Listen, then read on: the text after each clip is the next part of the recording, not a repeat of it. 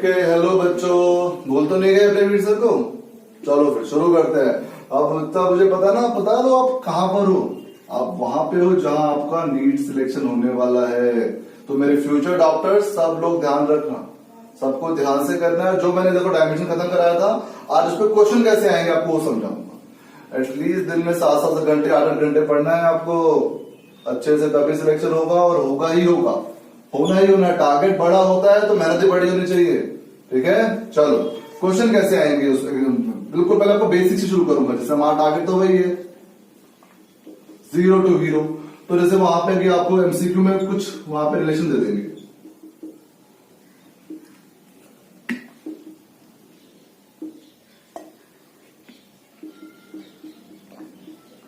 जैसे इसमें से आपको सबको बोला होगा कि कौन सा इसमें से डायमेंशनली इनकरेक्ट है, दैट कौन which one is dimensionally correct, which one is dimensionally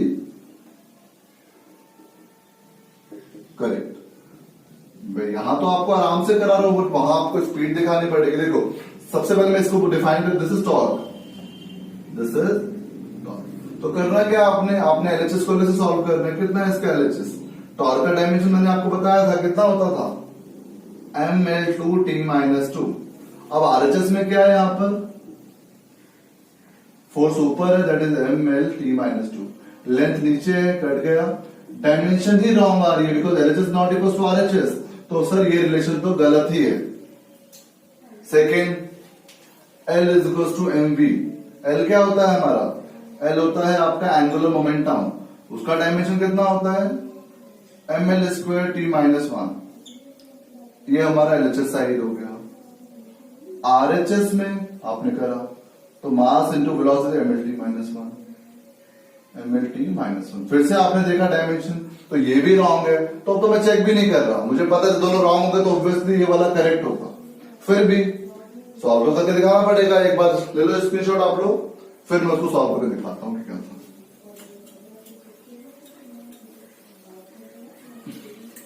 अब इसमें जैसे हम लोग सॉल्व करते हैं, क्या लिखा है एलएचएस में? Half mv²। अब आपको पता होना चाहिए हाफ क्या होता है, dimensionless quantity. The number is always, जो कांस्टेंट होंगे they don't have any dimension, don't have any dimension, कोई डायमेंशन नहीं होती है। तो हमें सिर्फ इसको देखना है mv² को। मास का हो गया m, इसका lt-1, स्क्वायर करा आपने, सो ml2t-2। आरएचएस वाला साइड हम चले गए, तो दैट इज mgh। m हो गया मास, g हो गया एक्सलेशन, lt-2 h। तो आपने नोटिस करा कि yes both are dimensionally correct, तो ये वाला करेक्ट। तो ऐसे क्वेश्चन आपको वहां मिलेंगे, किसमें क्या होगा। जैसे मैं आपको एक और एग्जांपल देता हूं, जल्दी से आप लोग नोट कर लीजिए इसको।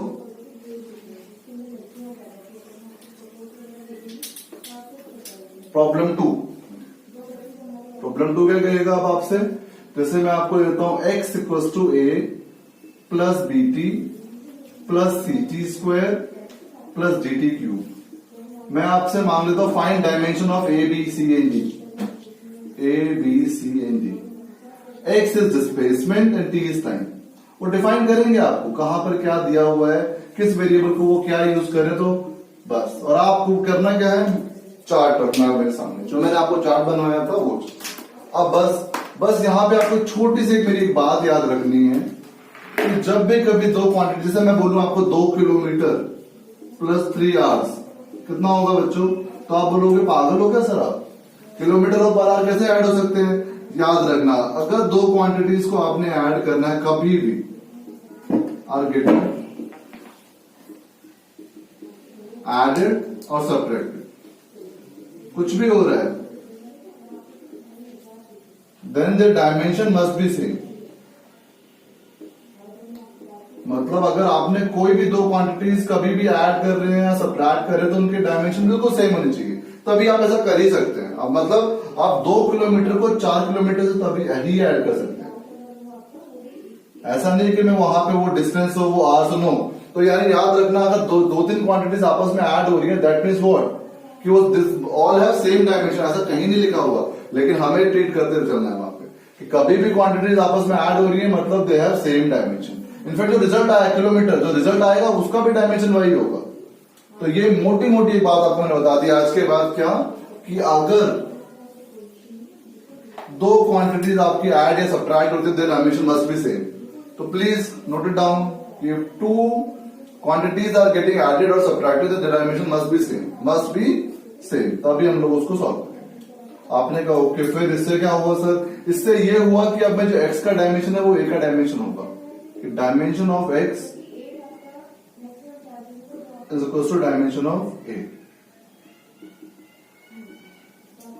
तो इससे क्या हुआ, x इज वो डिस्प्लेसमेंट, तो उसका डायमेंशन l हो गया, तो a का डायमेंशन ऑटोमेटिकली हमें मिल गया कि l होगा।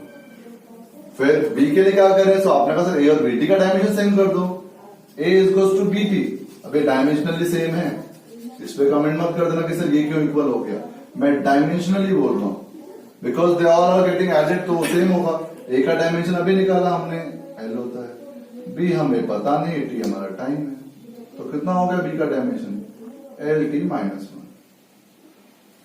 सेम अगर कोई मुझसे ct का मांगे तो फिर मैं वही करूंगा कि x का डायमेंशन सेम है ct स्क्वायर, x का डायमेंशन इज l, c मुझे पता नहीं ये t स्क्वायर, तो c का डायमेंशन हो गया lt माइनस 2। सेम अब आपको d का बोलूंगे तो d का डायमेंशन आ जाएगा आपका lt माइनस 3। जल्दी से आप इसको नोट डाउन कर लो, बिकॉज इसके बाद मैं आप लोगों को क्वेश्चन देने वाला हूं, फिर आप लोग कमेंट में मुझे उसका आंसर भेजोगे। जल्दी से एक बार इसको नोट डाउन कर लो, मैं हट जाता हूं। ओके बता दू, चलो बताते हैं।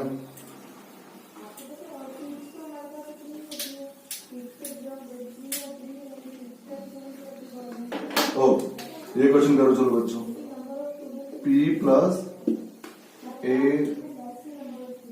Bye v square v minus b is equal to r d। p is pressure, v is volume. अब आपसे मांग के रहे वो a बाय b का ratio, find a by b। p यहाँ पे प्रेशर है, v यहाँ वॉल्यूम है, और ये हमारी कांस्टेंट क्वांटिटी, बिकॉज केमिस्ट्री के बच्चे हो आप लोग, पढ़ चुके हो। ये हमारी आइडियल गैस इक्वेशन, अगर आपको याद हो तो। आइडियल गैस नहीं बोलेंगे आप इसको, वंडर वॉल गैस इक्वेशन, कि वंडर वॉल ने इसमें कुछ मॉडिफिकेशन कर दी थी, तो ये वंडर वॉल गैस इक्वेशन। तो इसके अंदर मैं आपसे a बाय b का वो मांग रहा हूं। देख लो बच्चों, देख लो, वेट कर रहा हूं मैं, आप लोग करो, कमेंट करते जाओ, जिसको आता है नहीं आता है। सेम वही लॉजिक है, दो क्वांटिटीज अब आपस में ऐड या सब्ट्रैक्ट होती है तो उनकी डायमेंशन क्या होनी चाहिए, same. Okay, v is volume, volume का डायमेंशन क्या बताया था मैंने अभी आपको, l cube, and v is b, simple, v का डायमेंशन आ गया l क्यूब, 2 सेकंड में आ गया। सेम हम लोग a के लिए जा रहे हैं, तो क्या करें, प्रेशर और a बाई वी स्क्वायर दोनों डायमेंशन क्या होने चाहिए, सेम।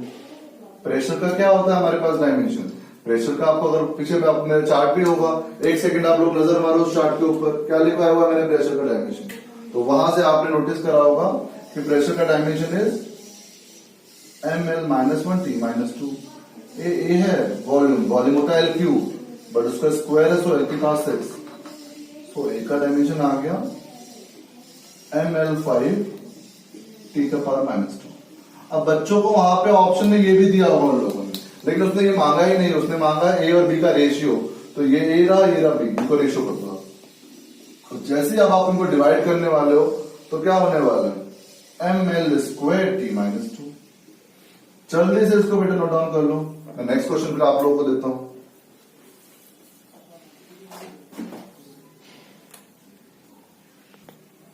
ओके बच्चों, होप आपने वो क्वेश्चन सही करा होगा। अब इसमें आप लोग मुझे बताने वाले हो कौन सा वाला, किन तीनों को उसमें से ऑप्शन में से किस क्वांटिटी का डायमेंशन सेम है। ऑप्शन नंबर ए, बी और सी, कमेंट भी कर सकते हो आप नीचे कौन से वाला वो है, तो आप जल्दी चेक करना है, बहुत स्पीड से वहां पे जो है वो ठीक है, जो बता आप हिडन ट्रायल मेथड भी कर सकते हो कि दो नहीं है तो वही होगा। तो यहाँ पे हमने क्या देखा कि प्रेशर का डायमेंशन कितना है, प्रेशर का डायमेंशन, टॉर्क, वर्क, सब आपको मैं लिखवा चुका हूँ, आप वहां से चेक कर सकते हो।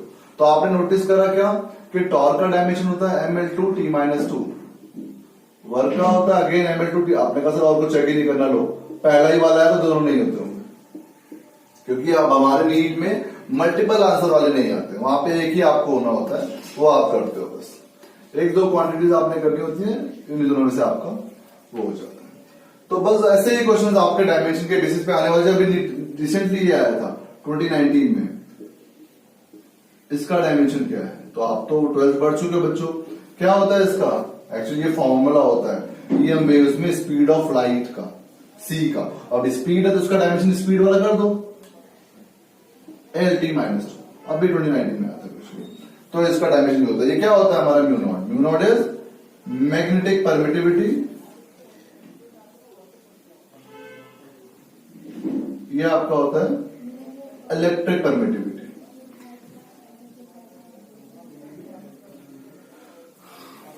ठीक है बच्चों, हम इसी टाइप के क्वेश्चन करने हैं हमेशा। अब आपको और भी क्वेश्चन दिए जाएंगे अगली क्लासेस में, लेकिन उससे पहले आपको सब करके रखना पड़ेगा। हमने आपको फर्स्ट लेक्चर में क्या करा, बेसिक बताया। सेकंड में मैंने आपको थोड़े से क्वेश्चन कराए, आप और कराऊंगा प्रीवियस क्वेश्चन, तो आपको मजा आएगा, लगेगा कि नीट क्या है, किस लेवल पे मैं पढ़ाई करूंगी। बस वही शर्त है, पढ़ते रहना है, करते रहना है, लाइक सब्सक्राइब शेयर करते रहना है, और घर पे बैठ के बहुत 6-6 घंटे 7 घंटे पढ़ते रहना है। फिजिक्स सबसे ज्यादा जरूरी है आप लोगों के लिए। तो बस यही कह के मैं आप लोगों से विदा चाहूंगा। तो आप लोग ध्यान रखें, यूजर को याद करें, अपने नीट फिजिक्स को याद करें, हमारे सेंटर को याद करें और करते रहें। ओके बच्चों, मिलते हैं फिर आप लोगों से नेक्स्ट क्लास में थोड़े और क्वेश्चनों के साथ। ओके बच्चों, take care, bye all of you.